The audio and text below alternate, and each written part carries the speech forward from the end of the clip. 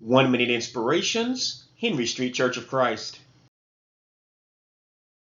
You must have a hard hat and steel-toe boots to work here. Wherefore, my beloved, as ye have always obeyed, not as in my presence only, but now much more in my absence, work out your own salvation with fear and trembling.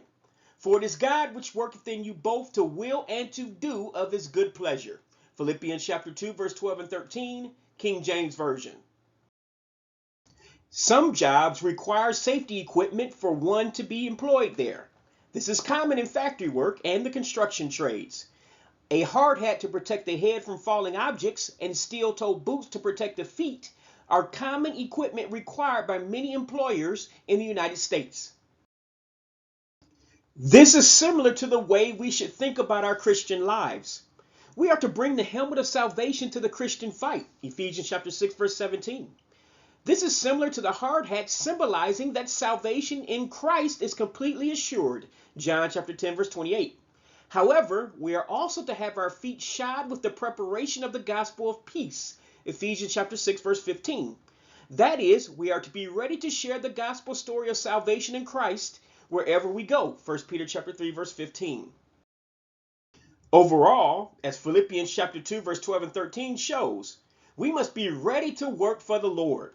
We must understand that we have not been called to this wonderful life to be spectators. We must be doing all we can to let our light shine in this world so that God gets the praise, Matthew chapter 5, verse 16. Yes, there are certain church leadership roles that not everyone is called to, but there is one role common to all, which is simply doing Christian works. We are all called to the work of faith. 1 Thessalonians chapter 1, verse 3. We are all called to do great things for our fellow man and share the gospel.